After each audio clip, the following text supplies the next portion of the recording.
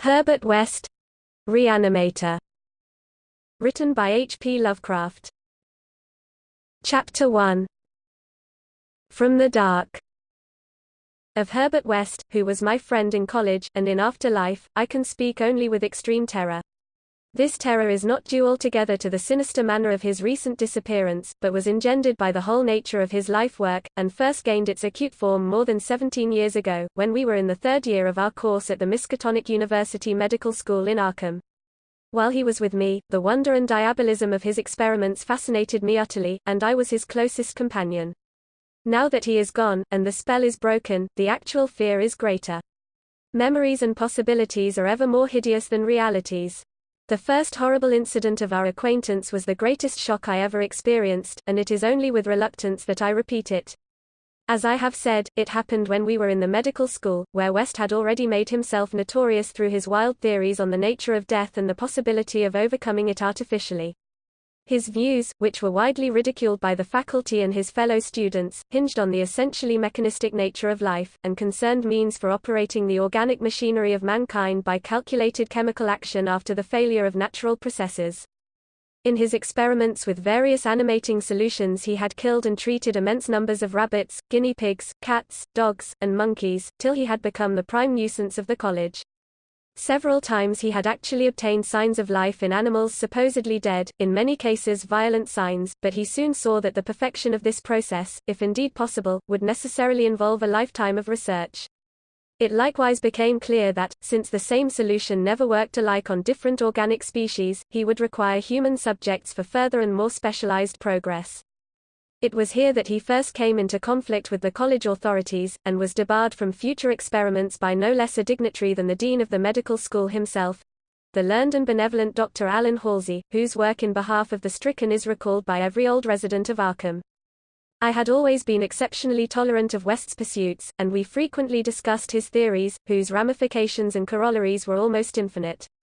Holding with Haeckel that all life is a chemical and physical process, and that the so-called soul is a myth, my friend believed that artificial reanimation of the dead can depend only on the condition of the tissues, and that, unless actual decomposition has set in, a corpse fully equipped with organs may, with suitable measures, be set going again in the peculiar fashion known as life.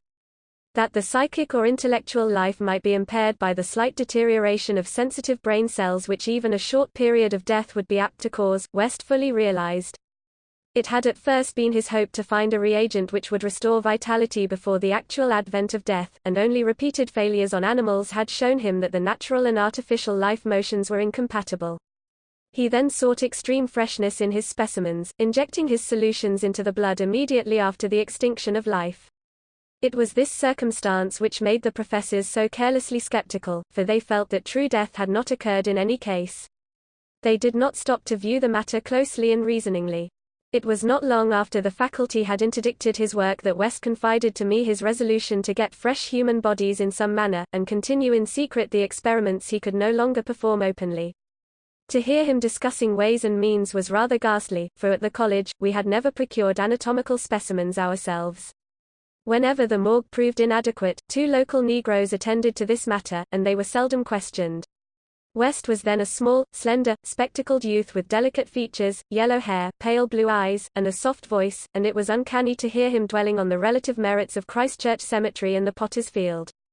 We finally decided on the Potter's Field, because practically every body in Christchurch was embalmed, a thing of course ruinous to West's researches.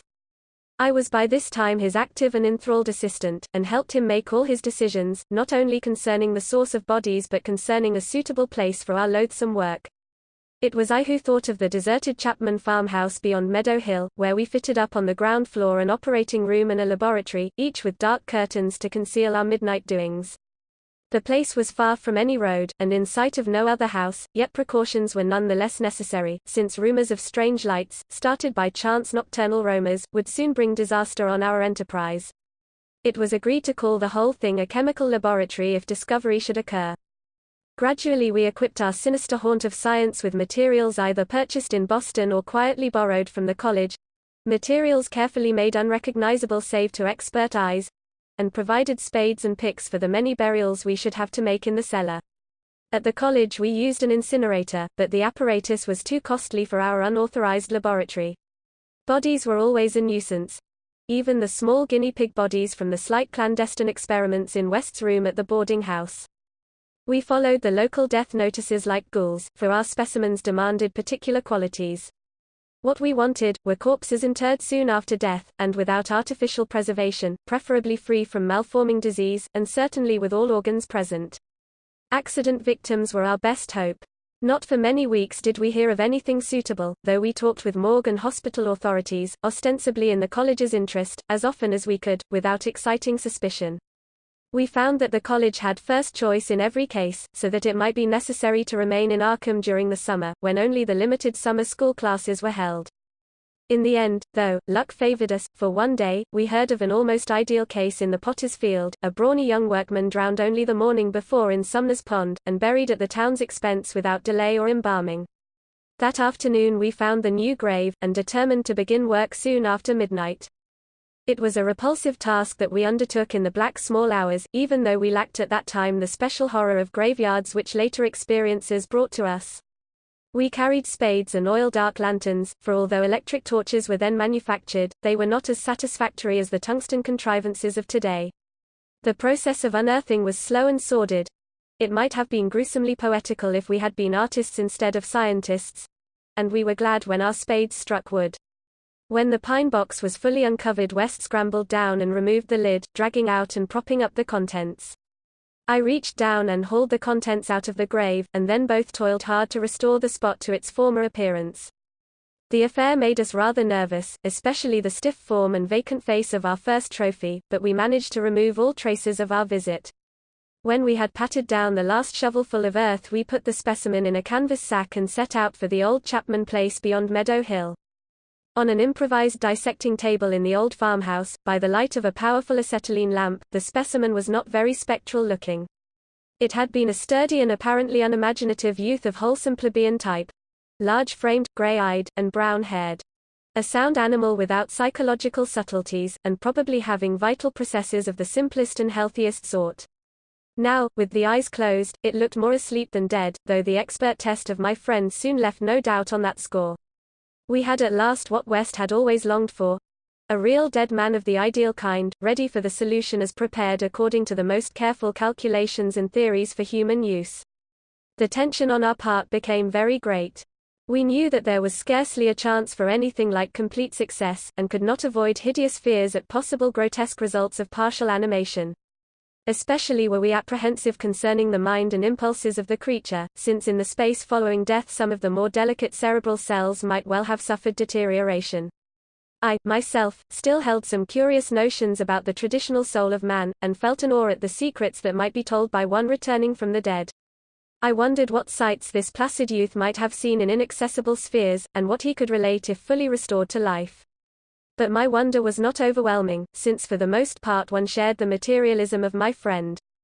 He was calmer than I as he forced a large quantity of his fluid into a vein of the dead man's arm, immediately binding the incision securely. The waiting was gruesome, but West never faltered. Every now and then he applied his stethoscope to the specimen, and bore the negative results philosophically. After about 3/4 of an hour without the least sign of life, he disappointedly pronounced the solution inadequate, but determined to make the most of his opportunity and try one change in the formula before disposing of his ghastly prize. We had that afternoon dug a grave in the cellar, and would have to fill it by dawn, for although we had fixed a lock on the house, we wished to shun even the remotest risk of a ghoulish discovery. Besides, the body would not be even approximately fresh the next night. So taking the solitary acetylene lamp into the adjacent laboratory, we left our silent guest on the slab in the dark, and bent every energy to the mixing of a new solution, the weighing and measuring supervised by West with an almost fanatical care. The awful event was very sudden, and wholly unexpected.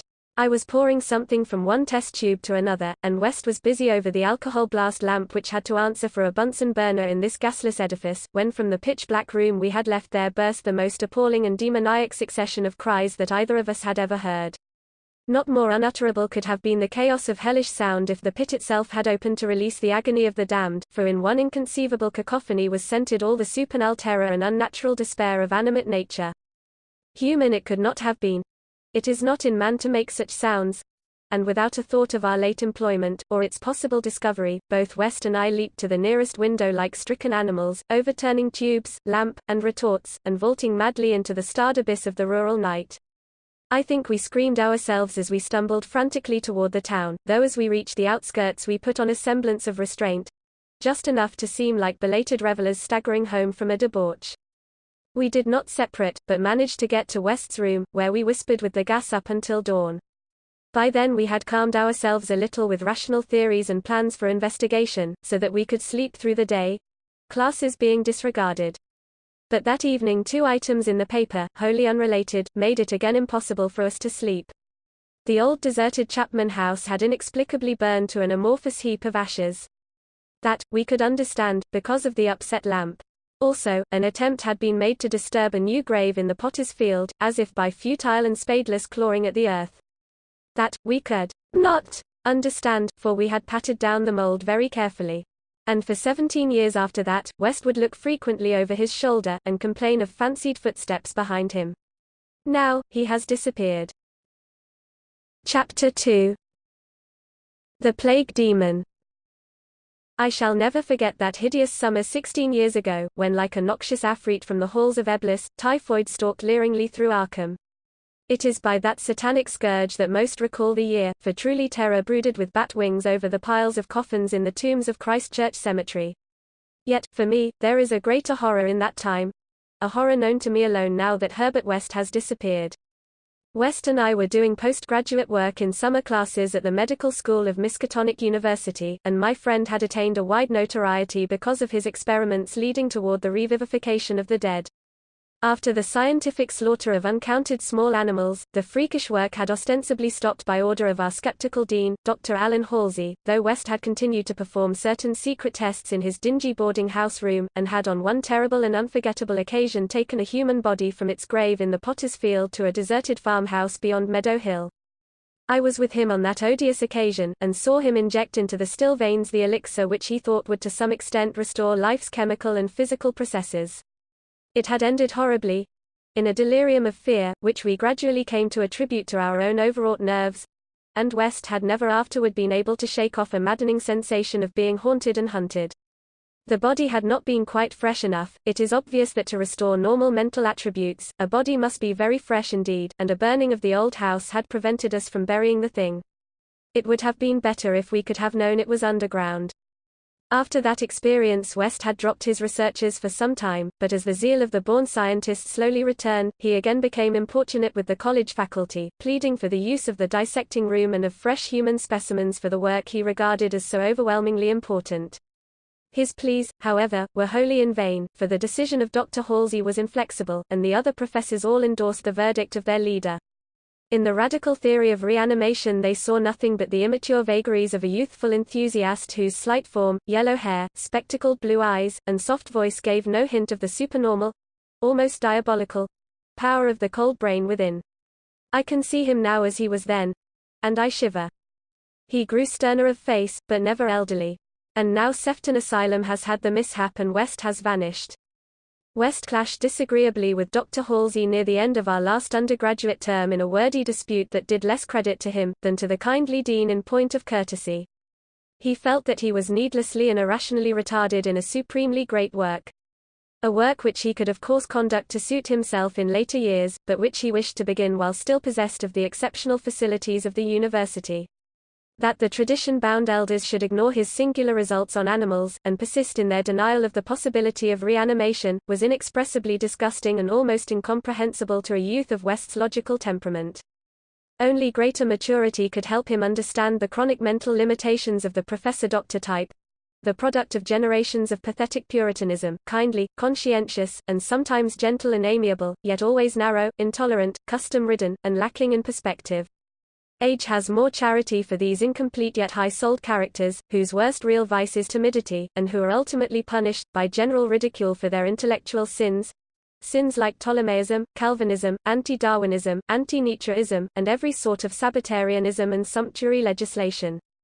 West, young despite his marvelous scientific acquirements, had scant patience with good Dr. Halsey and his erudite colleagues, and nursed an increasing resentment, coupled with a desire to prove his theories to these obtuse worthies in some striking and dramatic fashion. Like most youths, he indulged in elaborate daydreams of revenge, triumph, and final magnanimous forgiveness. And then had come the scourge, grinning and lethal, from the nightmare caverns of Tartarus. West and I had graduated about the time of its beginning, but had remained for additional work at the summer school, so that we were in Arkham when it broke with full demoniac fury upon the town. Though not as yet licensed physicians, we now had our degrees, and were pressed frantically into public service as the numbers of the stricken grew. The situation was almost past management, and deaths ensued too frequently for the local undertakers fully to handle. Burials without embalming were made in rapid succession, and even the Christchurch cemetery receiving tomb was crammed with coffins of the unembalmed dead. This circumstance was not without effect on West, who thought often of the irony of the situation. So many fresh specimens, yet none for his persecuted researchers. We were frightfully overworked, and the terrific mental and nervous strain made my friend brood morbidly. But West's gentle enemies were no less harassed with prostrating duties. College had all but closed, and every doctor of the medical faculty was helping to fight the typhoid plague. Dr. Halsey in particular had distinguished himself in sacrificing service, applying his extreme skill with wholehearted energy to cases which many others shunned because of danger, or apparent hopelessness. Before a month was over, the fearless dean had become a popular hero, though he seemed unconscious of his fame as he struggled to keep from collapsing with physical fatigue and nervous exhaustion. West could not withhold admiration for the fortitude of his foe, but because of this was even more determined to prove to him the truth of his amazing doctrines. Taking advantage of the disorganization of both college work and municipal health regulations, he managed to get a recently deceased body smuggled into the university dissecting room one night, and in my presence injected a new modification of his solution. The thing actually opened its eyes, but only stared at the ceiling, with a look of soul-petrifying horror, before collapsing into an inertness from which nothing could rouse it. West said it was not fresh enough. The hot summer air does not favor corpses. That time we were almost caught before we incinerated the thing, and West doubted the advisability of repeating his daring misuse of the college laboratory. The peak of the epidemic was reached in August. West and I were almost dead, and Dr. Halsey did die on the 14th. The students all attended the hasty funeral on the 15th, and bought an impressive wreath, though the latter was quite overshadowed by the tributes sent by wealthy Arkham citizens and by the municipality itself. It was almost a public affair, for the dean had surely been a public benefactor. After the entombment we were all somewhat depressed, and spent the afternoon at the bar of the commercial house, where West, though shaken by the death of his chief opponent, chilled the rest of us with references to his notorious theories. Most of the students went home, or to various duties, as the evening advanced, but West persuaded me to aid him in making a night of it. West's landlady saw us arrive at his room about 2 in the morning, with a third man between us, and told her husband that we had all evidently dined and wined rather well. Apparently this acidulous matron was right, for about 3 a.m. the whole house was aroused by cries coming from West's room, where, when they broke down the door, they found the two of us unconscious on the blood-stained carpet, beaten, scratched, and mauled, and with the broken remnants of West's bottles and instruments around us. Only an open window told what had become of our assailant, and many wondered how he himself had fared, after the terrific leap from the second story to the lawn which he must have made. There were some strange garments in the room, but West, upon regaining consciousness, said they did not belong to the stranger, but were specimens collected for bacteriological analysis in the course of investigations on the transmission of germ diseases.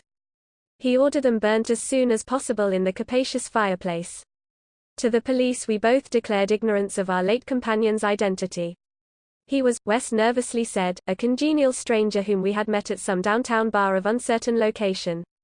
We had all been rather jovial, and West and I did not wish to have our pugnacious companion hunted down. That same night saw the beginning of the second Arkham horror, the horror that to me eclipsed the plague itself. Christchurch Cemetery was the scene of a terrible killing, a watchman having been clawed to death in a manner not only too hideous for description, but raising a doubt as to the human agency of the deed. The victim had been seen alive considerably after midnight. The dawn revealed the unutterable thing. The manager of a circus at the neighboring town of Bolton was questioned, but he swore that no beast had at any time escaped from its cage. Those who found the body noted a trail of blood leading to the receiving tomb, where a small pool of red lay on the concrete just outside the gate. A fainter trail led away toward the woods, but it soon gave out. The next night, devils danced on the roofs of Arkham, and unnatural madness howled in the wind. Through the fevered town had crept a curse which some said was greater than the plague, and which some whispered was the embodied demon soul of the plague itself. 8 houses were entered by a nameless thing, which strewed red death in its wake. In all, 17 maimed and shapeless remnants of bodies were left behind by the voiceless, sadistic monster that crept abroad. A few persons had half seen it in the dark, and said it was white, and like a malformed ape, or anthropomorphic fiend. It had not left behind quite all that it had attacked, for sometimes it had been hungry. The number it had killed was 14, 3 of the bodies had been in stricken homes, and had not been alive. On the third night frantic bands of searchers, led by the police, captured it in a house on Crane Street near the Miskatonic campus. They had organized the quest with care, keeping in touch by means of volunteer telephone stations, and when someone in the college district had reported hearing a scratching at a shuttered window, the net was quickly spread. On account of the general alarm and precautions, there were only 2 more victims, and the capture was effected without major casualties. The thing was finally stopped by a bullet, though not a fatal one, and was rushed to the local hospital amidst universal excitement and loathing. For it had been a man. This much was clear despite the nauseous eyes, the voiceless simianism, and the demoniac savagery. They dressed its wound and carted it to the asylum at Sefton, where it beat its head against the walls of a padded cell for 16 years, until the recent mishap, when it escaped under circumstances that few like to mention. What had most disgusted the searchers of Arkham was the thing they noticed when the monster's face was cleaned. The mocking, unbelievable resemblance to a learned and self-sacrificing martyr who had been entombed but 3 days before. The late Dr. Alan Halsey, public benefactor and dean of the medical school of Miskatonic University. To the vanished Herbert West, and to me, the disgust and horror were supreme. I shudder tonight as I think of it, shudder even more than I did that morning, when West muttered through his bandages. Damn it. It wasn't quite fresh enough. Chapter 3. 6 shots by midnight. It is uncommon to fire all 6 shots of a revolver with great suddenness when one would probably be sufficient, but many things in the life of Herbert West were uncommon. It is, for instance, not often that a young physician leaving college is obliged to conceal the principles which guide his selection of a home and office, yet that was the case with Herbert West. When he and I obtained our degrees at the medical school of Miskatonic University, and sought to relieve our poverty by setting up as general practitioners, we took great care not to say that we chose our house because it was fairly well isolated, and as near as possible to the potter's field. Reticence such as this is seldom without a cause, nor indeed was ours, for our requirements were those resulting from a life work distinctly unpopular. Outwardly we were doctors only, but beneath the surface were aims of far greater and more terrible moment. For the essence of Herbert West's existence was a quest amid black and forbidden realms of the unknown, in which he hoped to uncover the secret of life and restore to perpetual animation the graveyard's cold clay. Such a quest demands strange materials, among them fresh human bodies, and in order to keep supplied with these indispensable things one must live quietly and not far from a place of informal interment. West and I had met in college, and I had been the only one to sympathize with his hideous experiments. Gradually I had come to be his inseparable assistant, and now that we were out of college we had to keep together. It was not easy to find a good opening for 2 doctors in company, but finally the influence of the university secured us a practice in Bolton, a factory town near Arkham, the seat of the college. The Bolton worsted mills are the largest in the Miskatonic Valley, and their polyglot employees are never popular as patients with the local physicians. We chose our house with the greatest care, seizing at last on a rather run-down cottage near the end of Pond Street, 5 numbers from the closest neighbor, and separated from the local potter's field by only a stretch of meadow land, bisected by a narrow neck of the rather dense forest which lies to the north. The distance was greater than we wished, but we could get no nearer house without going on the other side of the field, wholly out of the factory district. We were not much displeased, however, since there were no people between us and our sinister source of supplies. The walk was a trifle long, but we could haul our silent specimens undisturbed. Our practice was surprisingly large from the very first, large enough to please most young doctors, and large enough to prove a bore and a burden to students whose real interest lay elsewhere. The mill hands were of somewhat turbulent inclinations, and besides their many natural needs, their frequent clashes and stabbing affrays gave us plenty to do. But what actually absorbed our minds was the secret laboratory we had fitted up in the cellar. The laboratory with the long table under the electric lights, where in the small hours of the morning we often injected West's various solutions into the veins of the things we dragged from the potter's field. West was experimenting madly, to find something which would start man's vital motions anew after they had been stopped by the thing we call death, but had encountered the most ghastly obstacles. The solution had to be differently compounded for different types. What would serve for guinea pigs would not serve for human beings, and different human specimens required large modifications. The bodies had to be exceedingly fresh, or the slight decomposition of brain tissue would render perfect reanimation impossible. Indeed, the greatest problem was to get them fresh enough. West had had horrible experiences during his secret college researches with corpses of doubtful vintage. The results of partial or imperfect animation were much more hideous than were the total failures, and we both held fearsome recollections of such things. Ever since our first demoniac session in the deserted farmhouse on Meadow Hill in Arkham, we had felt a brooding menace, and West, though a calm, blonde, blue-eyed scientific automaton in most respects, often confessed to a shuddering sensation of stealthy pursuit. He half felt that he was followed, a psychological delusion of shaken nerves, enhanced by the undeniably disturbing fact that at least one of our reanimated specimens was still alive, a frightful carnivorous thing in a padded cell at Sefton. Then there was another, our first, whose exact fate we had never learned. We had fair luck with specimens in Bolton. Much better than in Arkham. We had not been settled a week before we got an accident victim on the very night of burial, and made it open its eyes with an amazingly rational expression before the solution failed. It had lost an arm. If it had been a perfect body we might have succeeded better. Between then and the next January we secured 3 more, 1 total failure, 1 case of marked muscular motion, and 1 rather shivery thing. It rose of itself and uttered a sound. Then came a period when luck was poor, interments fell off, and those that did occur were of specimens either too diseased or too maimed for use. We kept track of all the deaths and their circumstances with systematic care. One March night, however, we unexpectedly obtained a specimen which did not come from the potter's field. In Bolton the prevailing spirit of Puritanism had outlawed the sport of boxing, with the usual result. Surreptitious and ill-conducted bouts among the mill workers were common, and occasionally professional talent of low grade was imported. This late winter night there had been such a match, evidently with disastrous results, since 2 timorous Poles had come to us with incoherently whispered entreaties to attend to a very secret and desperate case. We followed them to an abandoned barn, where the remnants of a crowd of frightened foreigners were watching a silent black form on the floor. The match had been between Kid O'Brien, a lubberly and now quaking youth with a most un-Hibernian hooked nose, and Buck Robinson, the Harlem Smoke. The Negro had been knocked out, and a moment's examination showed us that he would permanently remain so. He was a loathsome, gorilla-like thing, with abnormally long arms, which I could not help calling 4 legs, and a face that conjured up thoughts of unspeakable Congo secrets, and tom-tom poundings under an eerie moon. The body must have looked even worse in life. But the world holds many ugly things. Fear was upon the whole pitiful crowd, for they did not know what the law would exact of them if the affair were not hushed up, and they were grateful when West, in spite of my involuntary shudders, offered to get rid of the thing quietly, for a purpose I knew too well. There was bright moonlight over the snowless landscape, but we dressed the thing and carried it home between us through the deserted streets and meadows, as we had carried a similar thing one horrible night in Arkham. We approached the house from the field in the rear, took the specimen in the back door and down the cellar stairs, and prepared it for the usual experiment. Our fear of the police was absurdly great, though we had timed our trip to avoid the solitary patrolman of that section. The result was wearily anticlimactic.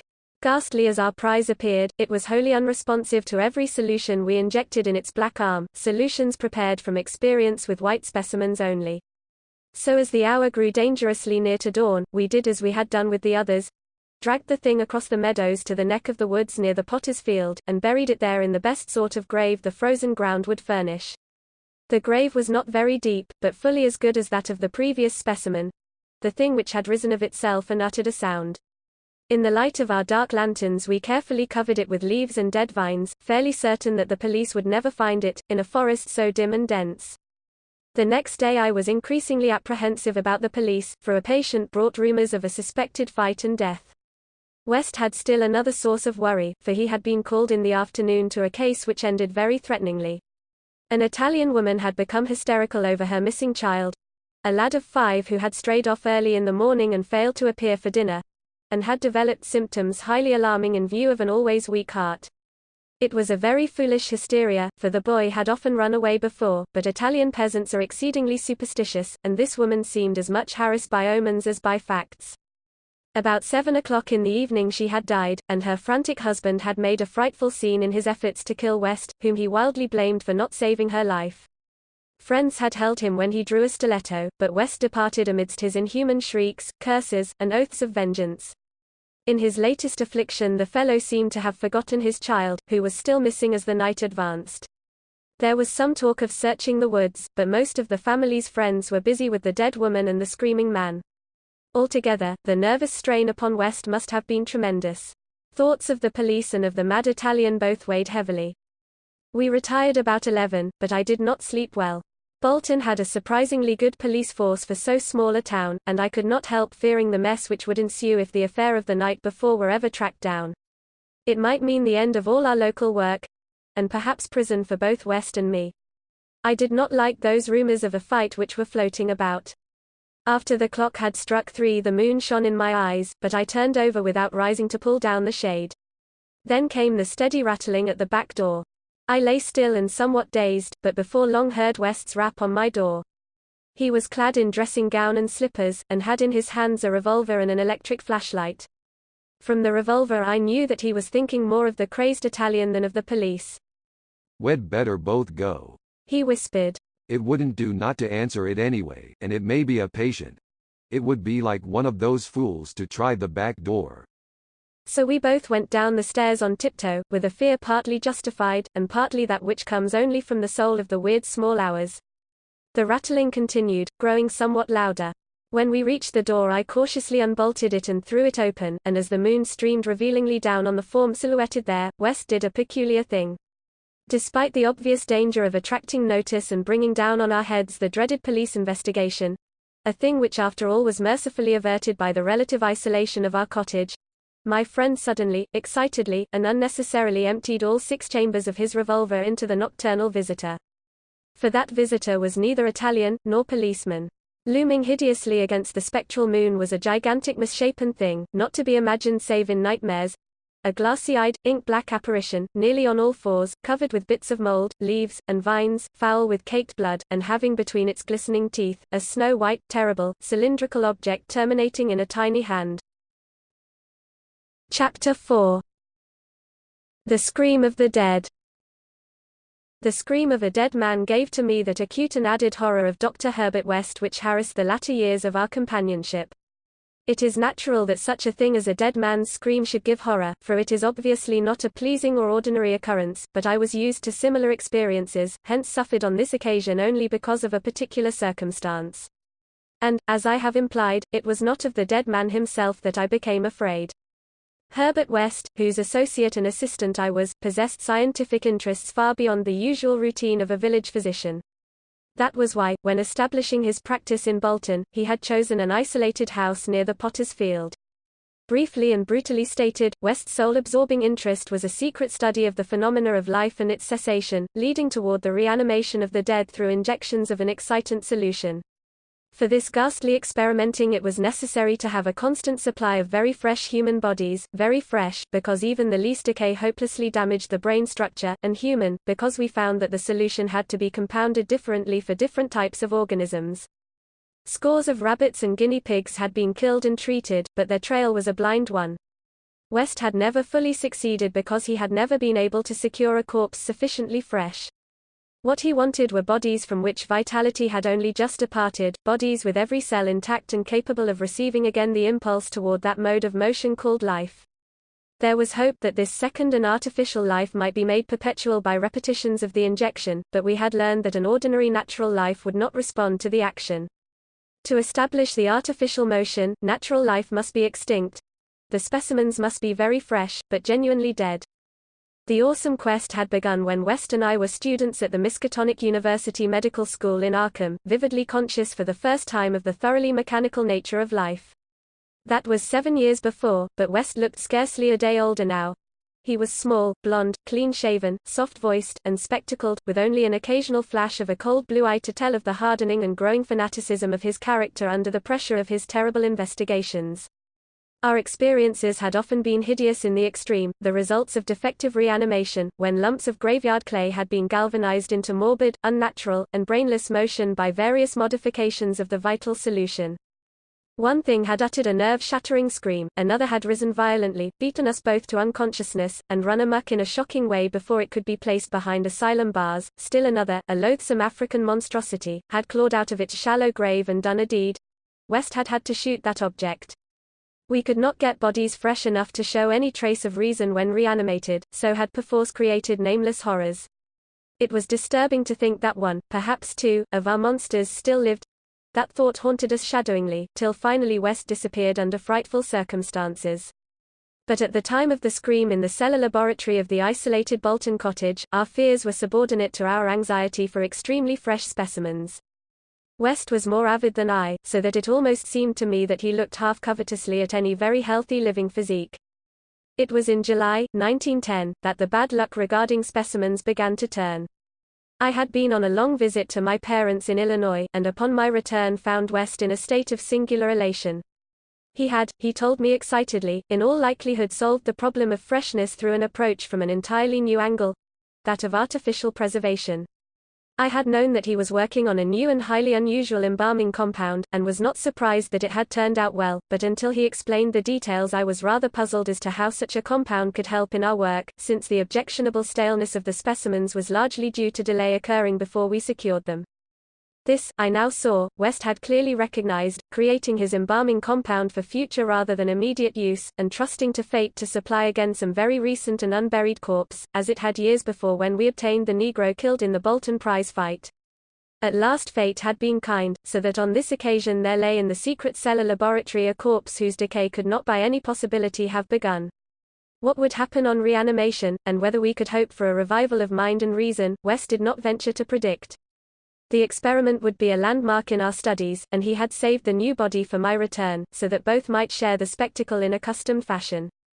West told me how he had obtained the specimen. It had been a vigorous man, a well-dressed stranger, just off the train on his way to transact some business with the Bolton worsted mills. The walk through the town had been long, and by the time the traveler paused at our cottage to ask the way to the factories his heart had become greatly overtaxed. He had refused a stimulant, and had suddenly dropped dead only a moment later. The body, as might be expected, seemed to West a heaven-sent gift. In his brief conversation the stranger had made it clear that he was unknown in Bolton, and a search of his pockets subsequently revealed him to be one Robert Levitt of St. Louis, apparently without a family to make instant inquiries about his disappearance. If this man could not be restored to life, no one would know of our experiment. We buried our materials in a dense strip of woods between the house and the potter's field. If, on the other hand, he could be restored, our fame would be brilliantly and perpetually established. So without delay West had injected into the dead man's wrist the compound which would hold it fresh for use after my arrival. The matter of the presumably weak heart, which to my mind imperiled the success of our experiment, did not appear to trouble West extensively. He hoped at last to obtain what he had never obtained before, a rekindled spark of reason and perhaps a normal, living creature. So on the night of July 18, 1910, Herbert West and I stood in the cellar laboratory, and gazed at a white silent figure beneath the dazzling arc light. The embalming compound had worked uncannily well, for as I stared fascinatedly at the sturdy frame which had lain 2 weeks without stiffening I was moved to seek West's assurance that the thing was really dead. This assurance he gave readily enough, reminding me that the reanimating solution was never used without careful tests as to life, since it could have no effect if any of the original vitality were present. As West proceeded to take preliminary steps, I was impressed by the vast intricacy of the new experiment, an intricacy so vast that he could trust no hand less delicate than his own. Forbidding me to touch the body, he first injected a drug in the wrist just beside the place his needle had punctured when injecting the embalming compound. This, he said, was to neutralize the compound and release the system to a normal relaxation so that the reanimating solution might freely work when injected. Slightly later, when a change and a gentle tremor seemed to affect the dead limbs, West stuffed a pillow-like object violently over the twitching face, not withdrawing it until the corpse appeared quiet and ready for our attempt at reanimation. The pale enthusiast now applied some last perfunctory tests for absolute lifelessness, withdrew satisfied, and finally injected into the left arm an accurately measured amount of the vital elixir, prepared during the afternoon with a greater care than we had used since college days, when our feet were new and groping. I cannot express the wild, breathless suspense with which we waited for results on this first really fresh specimen. The first we could reasonably expect to open its lips in rational speech, perhaps to tell of what it had seen beyond the unfathomable abyss. West was a materialist, believing in no soul and attributing all the working of consciousness to bodily phenomena. Consequently, he looked for no revelation of hideous secrets from gulfs and caverns beyond death's barrier. I did not wholly disagree with him theoretically, yet held vague instinctive remnants of the primitive faith of my forefathers, so that I could not help eyeing the corpse with a certain amount of awe and terrible expectation. Besides, I could not extract from my memory that hideous, inhuman shriek we heard on the night we tried our first experiment in the deserted farmhouse at Arkham. Very little time had elapsed before I saw the attempt was not to be a total failure. A touch of color came to cheeks hitherto chalk white, and spread out under the curiously ample stubble of sandy beard. West, who had his hand on the pulse of the left wrist, suddenly nodded significantly, and almost simultaneously a mist appeared on the mirror inclined above the dead man's mouth. There followed a few spasmodic muscular motions, and then an audible breathing and visible motion of the chest. I looked at the closed eyelids, and thought I detected a quivering. Then the lids opened, showing eyes which were gray, calm, and alive, but still unintelligent and not even curious. In a moment of fantastic whim I whispered questions to the reddening ears, questions of other worlds of which the memory might still be present. Subsequent terror drove them from my mind, but I think the last one, which I repeated, was, "Where have you been?" I do not yet know whether I was answered or not, for no sound came from the well-shaped mouth, but I do know that at that moment I firmly thought the thin lips moved silently, forming syllables I would have vocalized as only now if that phrase had possessed any sense or relevancy. At that moment, as I say, I was elated with the conviction that the one great goal had been attained, and that for the first time a reanimated corpse had uttered distinct words impelled by actual reason. In the next moment there was no doubt about the triumph, no doubt that the solution had truly accomplished, at least temporarily, its full mission of restoring rational and articulate life to the dead. But in that triumph there came to me the greatest of all horrors. Not horror of the thing that spoke, but of the deed that I had witnessed and of the man with whom my professional fortunes were joined. For that very fresh body, at last writhing into full and terrifying consciousness with eyes dilated at the memory of its last scene on earth, threw out its frantic hands in a life and death struggle with the air, and suddenly collapsing into a second and final dissolution from which there could be no return, screamed out the cry that will ring eternally in my aching brain. Help! Keep off, you cursed little toe-head fiend! Keep that damned needle away from me! Chapter 5. The Horror from the Shadows. Many men have related hideous things, not mentioned in print, which happened on the battlefields of the Great War.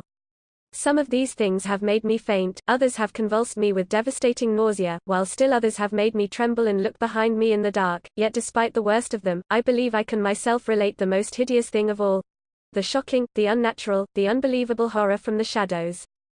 In 1915 I was a physician with the rank of first lieutenant in a Canadian regiment in Flanders, one of many Americans to precede the government itself into the gigantic struggle. I had not entered the army on my own initiative, but rather as a natural result of the enlistment of the man whose indispensable assistant I was, the celebrated Boston surgical specialist, Dr. Herbert West. Dr. West had been avid for a chance to serve as surgeon in a great war, and when the chance had come, he carried me with him almost against my will. There were reasons why I would have been glad to let the war separate us, reasons why I found the practice of medicine, and the companionship of West, more and more irritating, but when he had gone to Ottawa, and through a colleague's influence secured a medical commission as major, I could not resist the imperious persuasion of one determined that I should accompany him in my usual capacity. When I say that Dr. West was avid to serve in battle, I do not mean to imply that he was either naturally warlike or anxious for the safety of civilization. Always an ice-cold intellectual machine, slight, blonde, blue-eyed, and spectacled, I think he secretly sneered at my occasional martial enthusiasms and censures of supine neutrality. There was, however, something he wanted in embattled Flanders, and in order to secure it he had to assume a military exterior. What he wanted was not a thing which many persons want, but something connected with the peculiar branch of medical science which he had chosen quite clandestinely to follow, and in which he had achieved amazing and occasionally hideous results. It was, in fact, nothing more or less than an abundant supply of freshly killed men in every stage of dismemberment. Herbert West needed fresh bodies because his life work was the reanimation of the dead. This work was not known to the fashionable clientele who had so swiftly built up his fame after his arrival in Boston, but was only too well known to me, who had been his closest friend and sole assistant since the old days in Miskatonic University Medical School at Arkham.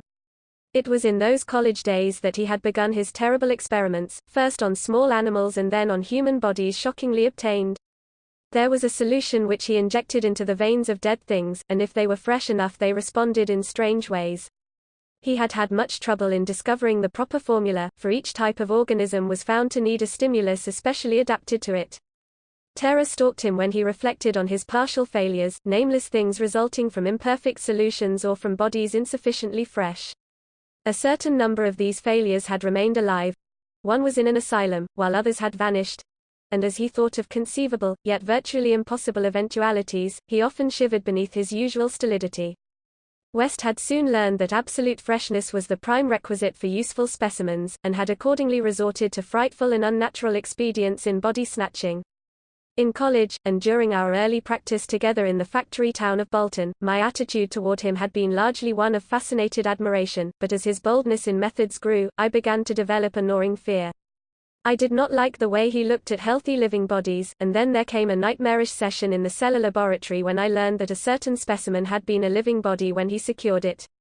That was the first time he had ever been able to revive the quality of rational thought in a corpse, and his success, obtained at such a loathsome cost, had completely hardened him. Of his methods in the intervening 5 years I dare not speak. I was held to him by sheer force of fear, and witnessed sights that no human tongue could repeat. Gradually I came to find Herbert West himself more horrible than anything he did.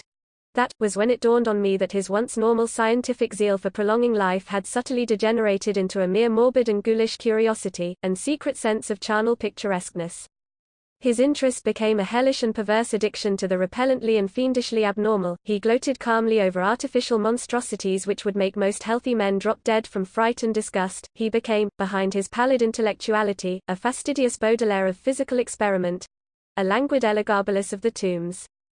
Dangers he met unflinchingly, crimes he committed unmoved. I think the climax came when he had proved his point that rational life can be restored, and had sought new worlds to conquer by experimenting on the reanimation of detached parts of bodies. He had wild and original ideas on the independent vital properties of organic cells and nerve tissue separated from natural physiological systems, and achieved some hideous preliminary results in the form of never-dying, artificially nourished tissue obtained from the nearly hatched eggs of an indescribable tropical reptile. 2 biological points he was exceedingly anxious to settle. First, whether any amount of consciousness and rational action be possible without the brain, proceeding from the spinal cord and various nerve centers, and second, whether any kind of ethereal, intangible relation distinct from the material cells may exist to link the surgically separated parts of what has previously been a single living organism. All this research work required a prodigious supply of freshly slaughtered human flesh, and that was why Herbert West had entered the Great War.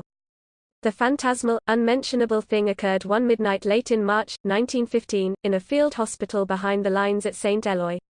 I wonder even now if it could have been other than a demoniac dream of delirium. West had a private laboratory in an east room of the barn-like temporary edifice, assigned him on his plea that he was devising new and radical methods for the treatment of hitherto hopeless cases of maiming. There he worked like a butcher in the midst of his gory wares.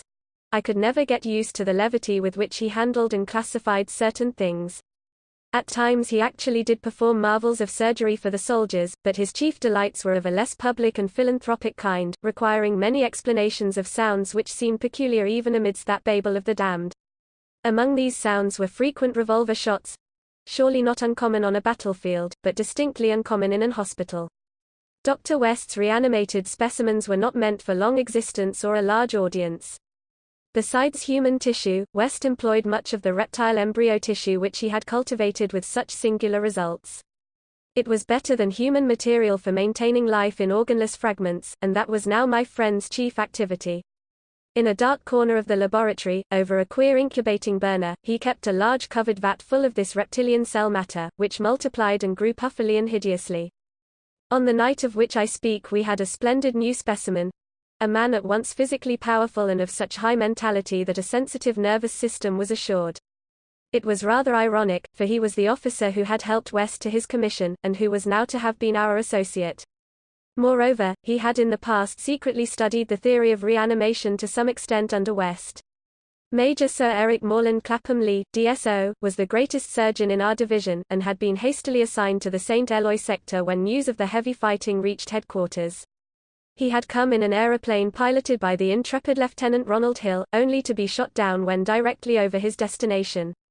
The fall had been spectacular and awful. Hill was unrecognizable afterward, but the wreck yielded up the great surgeon in a nearly decapitated but otherwise intact condition. West had greedily seized the lifeless thing which had once been his friend and fellow scholar, and I shuddered when he finished severing the head, placed it in his hellish vat of pulpy reptile tissue to preserve it for future experiments, and proceeded to treat the decapitated body on the operating table. He injected new blood, joined certain veins, arteries, and nerves at the headless neck, and closed the ghastly aperture with engrafted skin from an unidentified specimen which had borne an officer's uniform. I knew what he wanted. To see if this highly organized body could exhibit, without its head, any of the signs of mental life which had distinguished Sir Eric Morland Clapham Lee.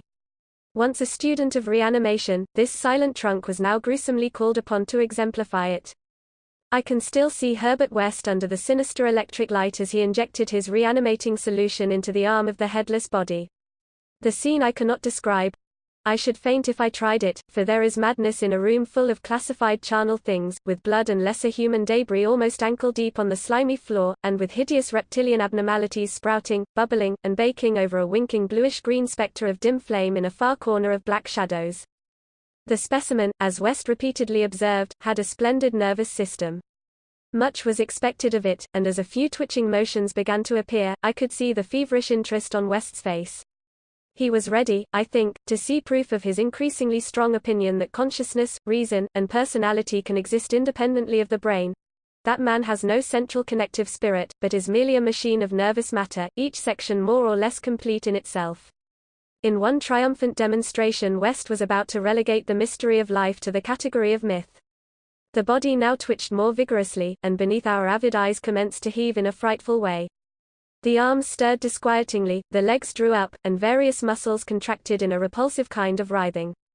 Then the headless thing threw out its arms in a gesture which was unmistakably one of desperation. An intelligent desperation apparently sufficient to prove every theory of Herbert West.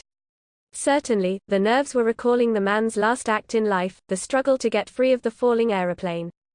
What followed, I shall never positively know. It may have been wholly an hallucination from the shock caused at that instant by the sudden and complete destruction of the building in a cataclysm of German shell fire. Who can gainsay it, since West and I were the only proved survivors? West liked to think that, before his recent disappearance, but there were times when he could not, for it was queer that we both had the same hallucination. The hideous occurrence itself was very simple, notable only for what it implied. The body on the table had risen with a blind and terrible groping, and we had heard a sound. I should not call that sound a voice, for it was too awful. And yet its timbre was not the most awful thing about it. Neither was its message. It had merely screamed, "Jump, Ronald! For God's sake! Jump!" The awful thing was its source. For it had come from the large covered vat in that ghoulish corner of crawling black shadows. Chapter 6. The Tomb Legions. When Dr. Herbert West disappeared a year ago, the Boston police questioned me closely. They suspected that I was holding something back, and perhaps suspected graver things, but I could not tell them the truth because they would not have believed it. They knew, indeed, that West had been connected with activities beyond the credence of ordinary men, for his hideous experiments in the reanimation of dead bodies had long been too extensive to admit of perfect secrecy, but the final soul-shattering catastrophe held elements of demoniac fantasy which make even me doubt the reality of what I saw. I was West's closest friend and only confidential assistant. We had met years before, in medical school, and from the first I had shared his terrible researches. He had slowly tried to perfect a solution which, injected into the veins of the newly deceased, would restore life, a labor demanding an abundance of fresh corpses, and therefore involving the most unnatural actions. Still more shocking were the products of some of the experiments. Grisly masses of flesh that had been dead, but that West waked to a blind, brainless, nauseous animation. These were the usual results, for in order to reawaken the mind, it was necessary to have specimens so absolutely fresh, that no decay could possibly affect the delicate brain cells. This need for very fresh corpses had been West's moral undoing. They were hard to get, and one awful day he had secured his specimen while it was still alive and vigorous. A struggle, a needle, and a powerful alkaloid had transformed it to a very fresh corpse, and the experiment had succeeded for a brief and memorable moment, but West had emerged with a soul calloused and seared, and a hardened eye which sometimes glanced with a kind of hideous and calculating appraisal at men of especially sensitive brain and especially vigorous physique. Toward the last, I became acutely afraid of West, for he began to look at me that way. People did not seem to notice his glances, but they noticed my fear, and after his disappearance used that as a basis for some absurd suspicions. West, in reality, was more afraid than I, for his abominable pursuits entailed a life of furtiveness and dread of every shadow. Partly it was the police he feared, but sometimes his nervousness was deeper and more nebulous, touching on certain indescribable things into which he had injected a morbid life, and from which he had not seen that life depart. He usually finished his experiments with a revolver, but a few times he had not been quick enough. There was that first specimen on whose rifled grave marks of clawing were later seen. There was also that Arkham professor's body which had done cannibal things before it had been captured and thrust unidentified into a madhouse cell at Sefton, where it beat the walls for 16 years. Most of the other possibly surviving results were things less easy to speak of. For in later years West's scientific zeal had degenerated to an unhealthy and fantastic mania, and he had spent his chief skill in vitalizing not entire human bodies but isolated parts of bodies, or parts joined to organic matter other than human. It had become fiendishly disgusting by the time he disappeared. Many of the experiments could not even be hinted at in print. The Great War, through which both of us served as surgeons, had intensified this side of West. In saying that West's fear of his specimens was nebulous, I have in mind particularly its complex nature. Part of it came merely from knowing of the existence of such nameless monsters, while another part arose from apprehension of the bodily harm they might under certain circumstances do him. Their disappearance added horror to the situation. Of them all, West knew the whereabouts of only one, the pitiful asylum thing. Then there was a more subtle fear. A very fantastic sensation resulting from a curious experiment in the Canadian Army in 1915. West, in the midst of a severe battle, had reanimated Major Sir Eric Morland Clapham Lee, DSO, a fellow physician who knew about his experiments and could have duplicated them. The head had been removed, so that the possibilities of quasi-intelligent life in the trunk might be investigated. Just as the building was wiped out by a German shell, there had been a success. The trunk had moved intelligently, and, unbelievable to relate, we were both sickeningly sure that articulate sounds had come from the detached head, as it lay in a shadowy corner of the laboratory. The shell had been merciful, in a way. But West could never feel as certain as he wished, that we two were the only survivors. He used to make shuddering conjectures about the possible actions of a headless physician with the power of reanimating the dead. West's last quarters were in a venerable house of much elegance, overlooking one of the oldest burying grounds in Boston. He had chosen the place for purely symbolic and fantastically aesthetic reasons, since most of the interments were of the colonial period, and therefore of little use to a scientist seeking very fresh bodies. The laboratory was in a sub-cellar secretly constructed by imported workmen, and contained a huge incinerator for the quiet and complete disposal of such bodies, or fragments and synthetic mockeries of bodies, as might remain from the morbid experiments and unhallowed amusements of the owner. During the excavation of this cellar the workmen had struck some exceedingly ancient masonry, undoubtedly connected with the old burying ground, yet far too deep to correspond with any known sepulchre therein. After a number of calculations West decided that it represented some secret chamber beneath the tomb of the Averils, where the last interment had been made in 1768. I was with him when he studied the nitrous, dripping walls laid bare by the spades and mattocks of the men, and was prepared for the gruesome thrill which would attend the uncovering of century-grave secrets, but for the first time West's new timidity conquered his natural curiosity, and he betrayed his degenerating fiber by ordering the masonry left intact and plastered over. Thus it remained till that final hellish night, part of the walls of the secret laboratory. I speak of West's decadence, but must add that it was a purely mental and intangible thing. Outwardly he was the same to the last. Calm, cold, slight, and yellow-haired, with spectacled blue eyes and a general aspect of youth which years and fears seemed never to. The end of Herbert West began one evening in our joint study when he was dividing his curious glance between the newspaper and me. A strange headline item had struck at him from the crumpled pages, and a nameless Titan claw had seemed to reach down through 16 years. Something fearsome and incredible had happened at Sefton Asylum 50 miles away, stunning the neighborhood and baffling the police. In the small hours of the morning a body of silent men had entered the grounds and their leader had aroused the attendants. He was a menacing military figure who talked without moving his lips and whose voice seemed almost ventriloquially connected with an immense black case he carried. His expressionless face was handsome to the point of radiant beauty, but had shocked the superintendent when the hall light fell on it, for it was a wax face with eyes of painted glass. Some nameless accident had befallen this man. A larger man guided his steps, a repellent hulk whose bluish face seemed half eaten away by some unknown malady. The speaker had asked for the custody of the cannibal monster committed from Arkham 16 years before, and upon being refused, gave a signal which precipitated a shocking riot. The fiends had beaten, trampled, and bitten every attendant who did not flee, killing 4 and finally succeeding in the liberation of the monster. Those victims who could recall the event without hysteria, swore that the creatures had acted less like men than like unthinkable automata, guided by the wax-faced leader. By the time help could be summoned, every trace of the men and of their mad charge had vanished. From the hour of reading this item until midnight, West sat almost paralyzed. At midnight the doorbell rang, startling him fearfully. All the servants were asleep in the attic, so I answered the bell. As I have told the police, there was no wagon in the street, but only a group of strange-looking figures bearing a large square box which they deposited in the hallway after one of them had grunted in a highly unnatural voice. Express. Prepaid. They filed out of the house with a jerky tread, and as I watched them go I had an odd idea that they were turning toward the ancient cemetery on which the back of the house abutted. When I slammed the door after them, West came downstairs and looked at the box. It was about 2 feet square, and bore West's correct name and present address. It also bore the inscription, From Eric Moreland Clapham Lee, St. Oy, Flanders. 6 years before, in Flanders, a shelled hospital had fallen upon the headless reanimated trunk of Dr. Clapham Lee, and upon the detached head which, perhaps, had uttered articulate sounds. West was not even excited now. His condition was more ghastly. Quickly he said, It's the finish. But let's incinerate this. We carried the thing down to the laboratory, listening. I do not remember many particulars. You can imagine my state of mind. But it is a vicious lie to say it was Herbert West's body which I put into the incinerator. We both inserted the whole unopened wooden box, closed the door, and started the electricity.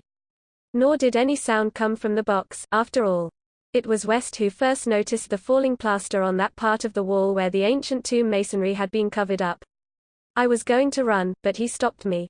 Then I saw a small black aperture, felt a ghoulish wind of ice, and smelled the charnel bowels of a putrescent earth.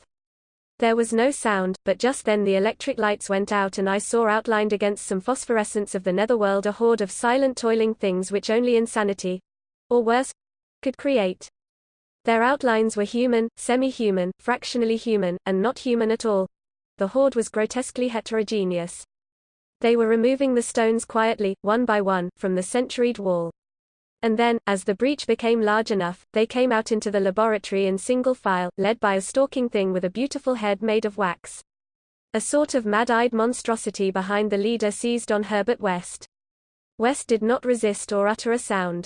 Then they all sprang at him and tore him to pieces before my eyes, bearing the fragments away into that subterranean vault of fabulous abominations.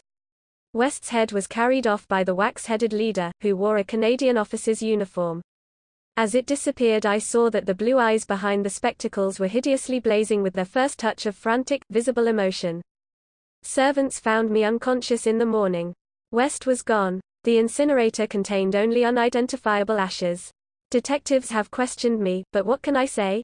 The Sefton tragedy they will not connect with West, not that, nor the men with the box, whose existence they deny. I told them of the vault, and they pointed to the unbroken plaster wall and laughed. So I told them no more. They imply that I am a madman or a murderer. Probably I am mad. But I might not be mad if those accursed tomb legions had not been so silent.